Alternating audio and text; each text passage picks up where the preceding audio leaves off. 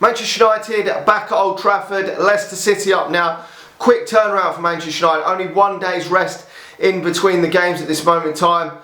Between the Villa game, the Leicester game, and then a day's rest in between that and the Liverpool game. So Manchester United are going to have to rotate the squad. This is a chance to seal second position for Manchester United and have the remaining games after the Liverpool game as a dead rubber, because that is a massive game of pride. So after that game, the last 2 games will be dead rubber if we win these 2 games.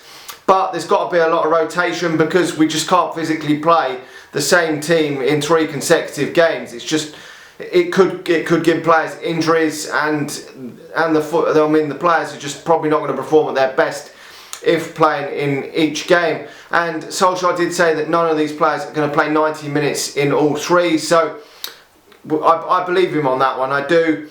And there is areas of the pitch where players do play a lot more often than others and don't really get rested, but he will rotate the side for this game, I'm sure. Leicester City I don't think are going to rotate, because they have to win this game, because they need to get this victory to get into that 4th position. Now, they were helped by West Ham losing at the weekend. Otherwise, if West Ham had won, then they would be in a real bad situation in terms of the top 4. Now, they lost last time out against Newcastle, which is a horrendous result for them. And they haven't been too clever since. A lot of teams do go shit after they've reached the FA Cup final, and they knocked Manchester United out the FA Cup, which was a massive kick in the teeth for Manchester United. I thought that was a massive blow, because I think we are a better team than Leicester, I really do. We're quite clear of them in the Premier League, and to get knocked out of the FA Cup when we put a decent team out was a real fucking kick in the bollocks. We didn't play well enough, but this is our chance for some revenge. But I do think it's going to be a bit of a rotated side. I'm not too sure how much rotation is going to come into this, but I do think there will be some rotation. Now, the fullbacks could be changed for this game, because the Liverpool game is going to be a massive game of pride for Manchester United, and if we did draw this game, it wouldn't be the end of the world.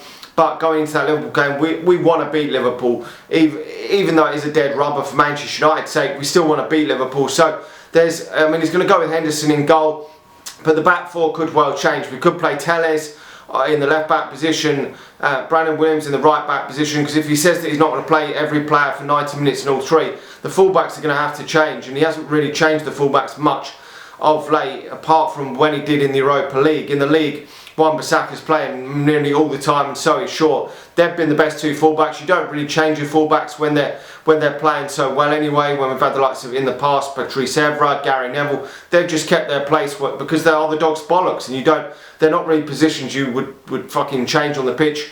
And the same for the centre backs. The centre backs pick themselves if they are good enough. If they're not good enough, then they don't. You don't really very often change your centre back pairing. Some teams do, I know Man City do, but Manchester United have kept the same 2 pretty consistent most of the season, which you want to get some consistency there. A partnership is always great to build.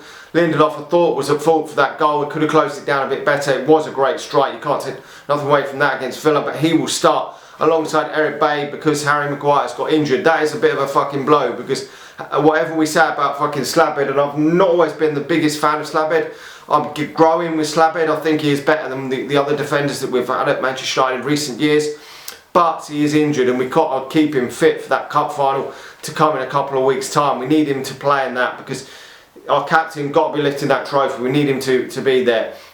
He may choose to switch it up in midfield as well, bring Matic in and play Matic and say Fred in there, or play Matic and Pogba in there, or something else in there. I'm not too really sure on what he's going to go for in there. It is a bit of a conundrum what he's going to pick, and the forward line is going to be a bit of a conundrum as well.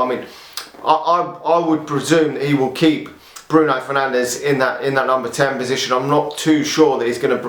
Personally, I think that this would be an okay game to bring Donny van de Beek back in, put him in that number 10 position, give Bruno Fernandes the night off.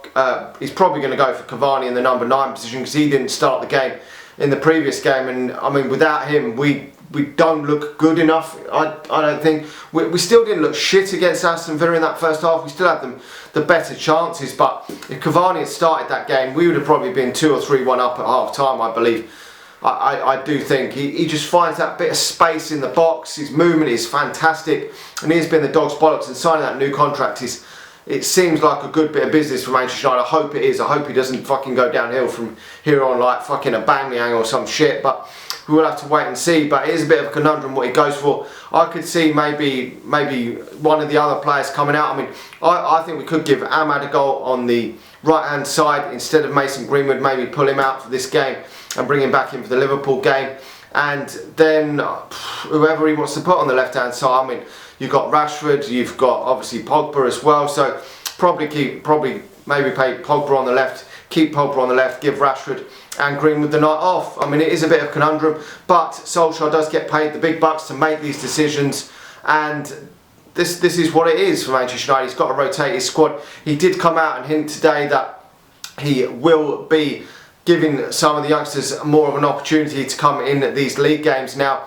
we've seen this evening, I've just been watching the under-23s, Shola Shoretiri did feature for 90 minutes in that game, so he won't be a part of the squad for this game, but Ahmad didn't, which is why I think that it could be a good opportunity to start him in this game. I personally probably don't think he will start him in this game, to be honest with you, but it would be a good opportunity to at least give him some minutes in this game at some point in time, because over the next 3 or 4 games we've got to be looking to integrate him into the team before the end of the season, and then hopefully he can build on that in pre-season, because when the Euros comes he will be one of the stars of the pre-season, because a lot of the stars will be on international duty, so it will give him some more game time then. But he really, I feel like he deserves it. Anthony Elanga was another one that wasn't in the under-23 squad. He could be in the matchday squad, may miss out as the extra man for this game. We will have to wait and see. I don't know what the actual squad is, but obviously Harry Maguire is injured, so he won't be in the squad. Ahmad didn't make the squad the other day.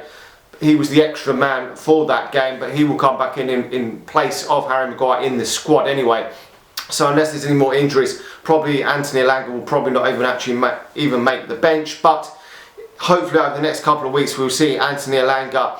I think probably Hannibal Mejbri, Shola Shoretiri and Ahmad will probably be the ones to feature for Manchester United from the academy, sort of the youth players for Manchester United. Anyway, I wouldn't expect any others to come in unless we get any major injuries in the team anyway. But we know what Leicester are all about. Manchester United, we've watched them against Manchester United in the FA Cup, and fucking hell was that a real kick in the nuts.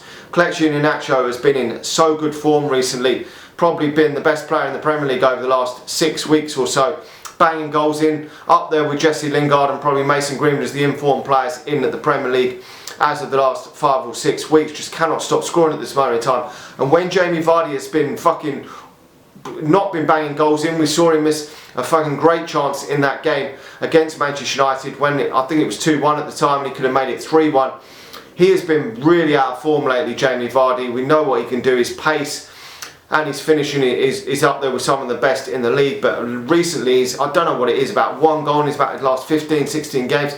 It's abysmal from Jamie Vardy, but they've got Kelechi Iheanacho, who looks like he's starting to fulfil his potential that he was showing at Manchester City. I always thought that maybe he was never going to hit the heights that they thought he would at Manchester City, but maybe now he is growing into that, being the main man at Leicester City. Now, he's a bit part player at Manchester City, but his goals to games ratio was pretty damn decent at Man City, but that maybe was partly because he was playing such a fantastic team, and when he's gone to Leicester City, he's not really featured a lot up until the last 6 to 8 weeks or so, and I thought maybe he isn't the player that Man City thought he was, and it was just the fact that he was playing in a great team which was allowing him to express himself and to score goals. And because Man City are often on the front foot, they're dominating games, and that does make it easier to score goals for forwards in that team.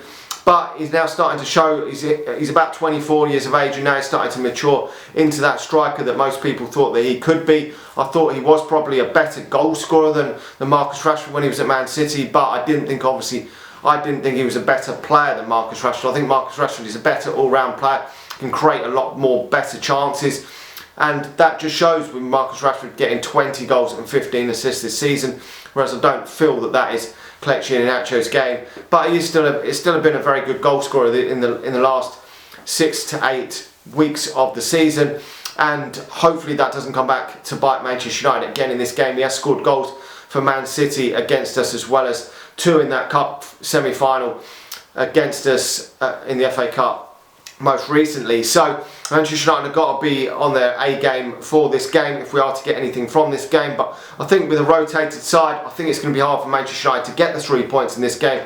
But I'm going for a 2-2 draw. I think there's going to be goals in this game. I do. Leicester City have let a few goals in against Newcastle. They're not in the best of form, but I think Manchester United's rotations will probably cost us from winning this game of football. I mean, when we put a first 11 out, I'm confident Manchester United going into the game and can get the victory. But if we do rotate a bit, I'm not so confident that Manchester United can get a victory. But to be honest, I'll settle for a point in this, to be honest. And if it means that we can put a full team out and beat the Scousers in the next one. There will probably be a lot of protests, hopefully, in these next 2 games at Old Trafford. So if you are thinking of protesting against the Glazers and you can get down, unfortunately I can't get down to Old Trafford, but if you are thinking of protesting, please get down there and hopefully smash them fucking barriers down again and cause absolute fucking havoc.